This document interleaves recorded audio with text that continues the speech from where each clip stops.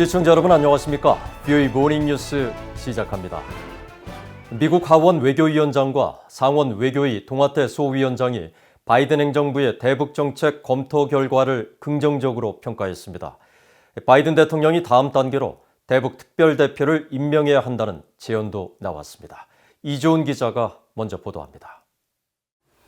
그레고리 믹스 미국 하원 외교위원장은 바이든 행정부의 대북 정책 검토 완료와 관련해 7일 VOA에 한국과 일본 그리고 다른 동맹 파트너들과 긴밀한 협의와 지원을 기반으로 미국의 정책을 빈틈없고 철저하게 검토한 바이든 행정부에 박수를 보낸다고 밝혔습니다.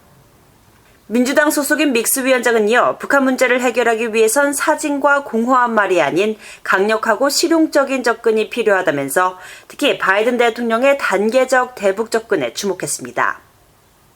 믹스 위원장은 전임 행정부는 얄팍하고 깊이 없는 제스처로 영내 장기적 평화와 안정을 위태롭게 했다고 주장하고 바이든 대통령의 단계적 접근은 동맹국과 함께하기 때문에 실용적이고 성공할 가능성이 더 높다고 강조했습니다. 믹스 위원장은 또 한반도의 비핵화는 더 폭넓은 국제사회의 조율과 압박이 있을 때만 가능할 것이라고 밝히고 바이든 행정부가 다자주의의 가치를 이해하고 있어 기쁘다고 덧붙였습니다. 상원 외교위 동아태 소위원장을 맡고 있는 민주당의 에드워드 마키 의원도 단계적 대북 접근법에 주목했습니다. 마키 의원은 VOA에 보낸 이메일 답변을 통해 바이든 대통령이 북핵 위협을 줄이고 한반도의 지속적인 평화에 더 가까이 다가갈 수 있도록 실용적 조치를 취하기로 해 기쁘다고 밝혔습니다.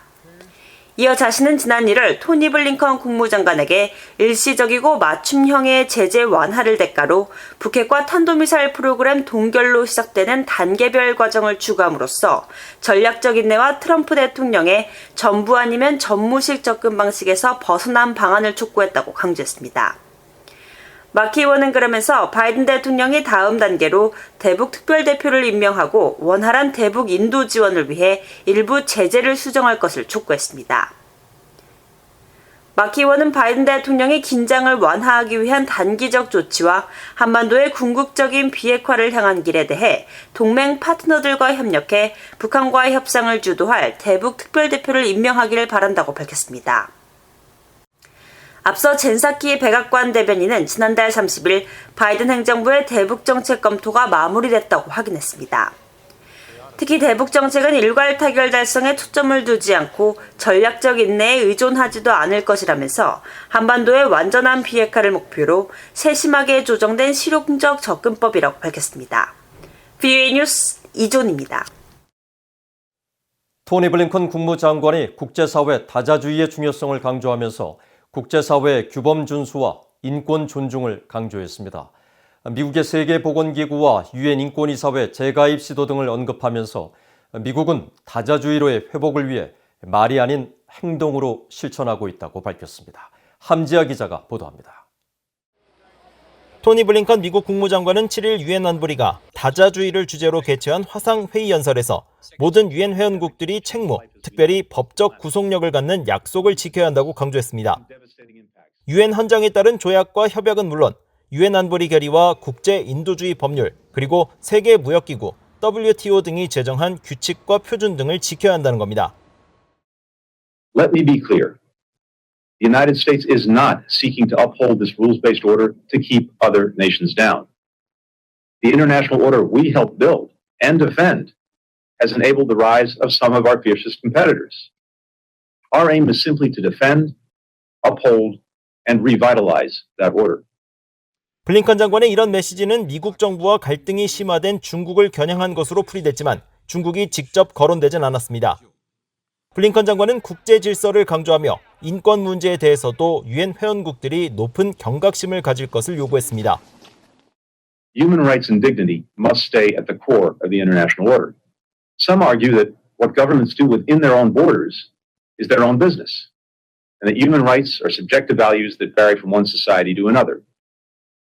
But the Universal Declaration of Human Rights begins with the word universal, because our nations agreed there are certain rights to which every person, everywhere, is entitled. 블링컨 장관은 이날 다자주의의 중요성을 역설하면서 최근 몇 년간 미국의 일부 행동이 규칙에 근거한 질서를 손상시키고 다른 나라들로부터 미국이 여전히 전념하고 있는지 의문을 품게 했다는 점을 알고 있다며 자책하는 모습도 보였습니다. 다만 블링컨 장관은 말 대신 행동을 통해 전 세계가 미국을 평가해 주길 바란다면서 파리 기후협약과 세계보건기구, WHO 등에 재가입한 사실을 사례로 제시했습니다. 아울러 이란과의 핵 합의인 포괄적 공동행동계획의 상호 준수로 되돌아가고 핵 비확산 체제 강화를 위해 외교에 나서고 있다는 점도 강조했습니다. 이날 회의는 안보리 5월 의장국인 중국의 주도로 열렸으며 왕이 중국 국무위원 겸 외교부장은 의장 자격으로 회의를 이끌었습니다. 왕이 부장은 블링컨 장관의 연설 뒤 발언에서 다자주의는 모든 국가가 지속적인 평화와 발전을 이룰 수 있는 빠른 길이라면서 이를 위해 모든 나라들, 특히 주요 국가들이 더 노력해야 한다고 밝혔습니다. BOE 뉴스 함자입니다. 한국의 문재인 대통령이 이달 하순에 열리는 미얀 정상회담에서 미북 대화 복원을 위한 방안을 모색하겠다고 밝혔습니다. 또 탈북민 단체의 대북전단 살포에 대해선 엄정한 법 집행을 강조했는데 전문가들은 문 대통령의 이런 발언이 나라 안팎에 논란을 더 확산시킬 것으로 우려했습니다. 조상진 기자입니다.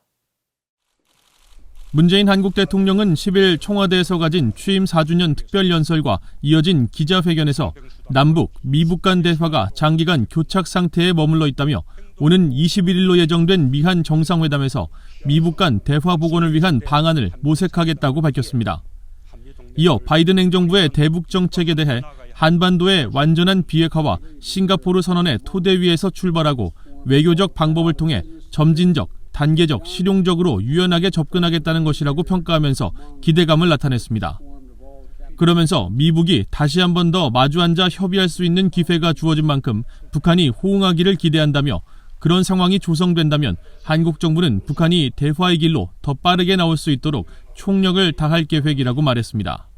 5월 하순 예정된 한미정상회담을 통해 한미동맹을 굳건히 다지는 한편 대북 정책을 더욱 긴밀히 조율하여 남과 북, 미국과 북한 사이의 대화를 복원하고 평화협력의 발걸음을 다시 내딛기 위한 길을 찾겠습니다.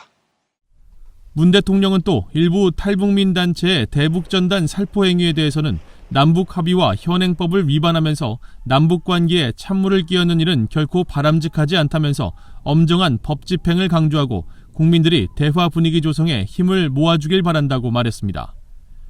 문 대통령의 연설에 대해 김영석 전 한국통일부 차관은 미국과 보조를 맞추면서도 자력갱생 노선을 고수하고 있는 북한을 대화의 장으로 이끌기 위해 보다 적극적인 유인책을 미국 측에 설득하겠다는 의미로 풀이했습니다.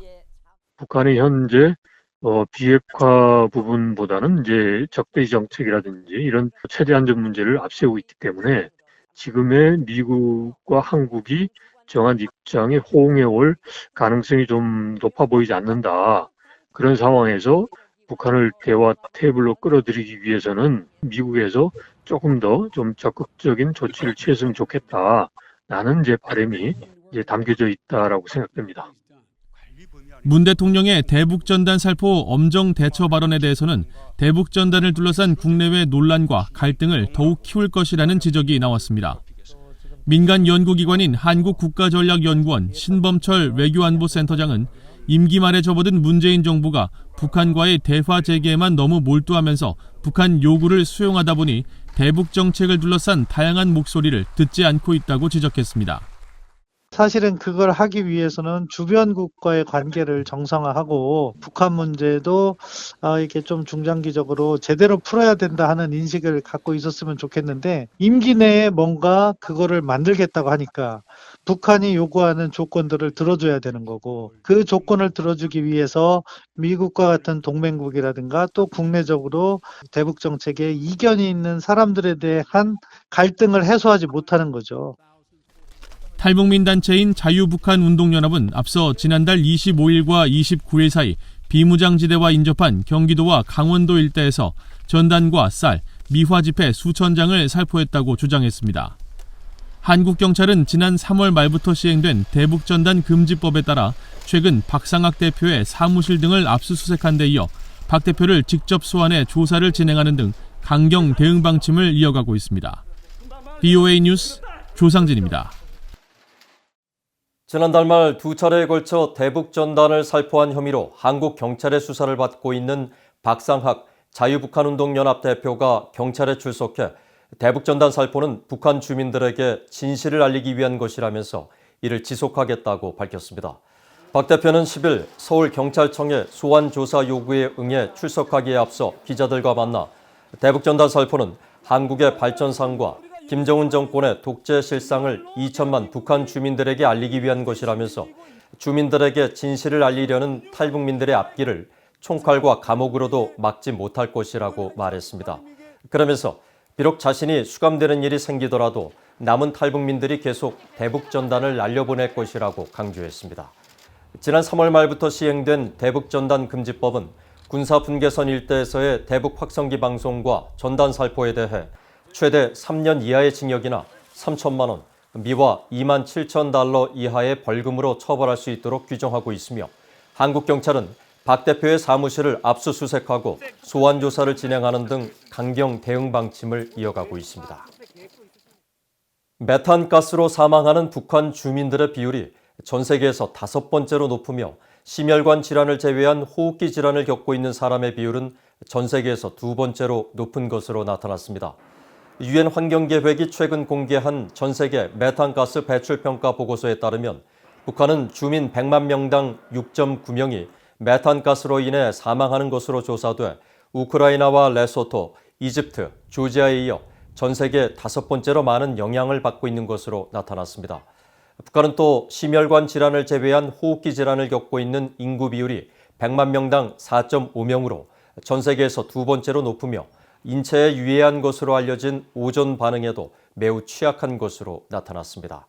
보고서는 메탄가스가 쓰레기 매립장이나 가축의 분뇨, 인분 등에서 발생하는 유해가스로 지구온난화와 인류 건강에 악영향을 초래한다면서 상대적으로 전기와 유류 등 다른 에너지원이 부족한 북한 같은 국가들에서 메탄가스로 인한 피해가 더 많이 발생하고 있다고 지적했습니다. 지난 6일 실시된 영국 지방선거에서 맨체스터 수도권 지역 구의원 후보로 출마한 탈북민들이 모두 당선에 실패했습니다. 인권운동가로 활동하는 박지원 후보는 7일 최종 개표 결과 984표를 얻어 7명 후보 중 2명을 뽑는 이 지역 선거에서 3위를 차지해 낙선했고 영국 의회에서 행정관으로 근무하는 티머시 조 후보 역시 맨체스터 수도권 구의원 선거에서 전체 유효 투표의 26%인 689표로 2위에 그쳐 당선에 실패했습니다. 박지원 후보는 낙선 직후 VOA와의 인터뷰에서 언어와 문화가 다른 자신을 지역 주민이 인정해줬다는 점에서 패배가 아닌 성공으로 생각한다며 특히 북한 주민을 대표해서 진정한 민주주의를 먼저 경험했다는 사실에 매우 뿌듯하다고 말했습니다. 티머시 조 후보도 VOA에 이번 패배 경험을 바탕으로 자신을 지지해준 유권자들의 입장을 계속 옹호하면서 선출직에 계속 도전해 미래 북한의 변화에도 기여하고 싶다고 말했습니다. 이상으로 BOA 모닝뉴스를 마칩니다. 시청해주신 여러분 고맙습니다.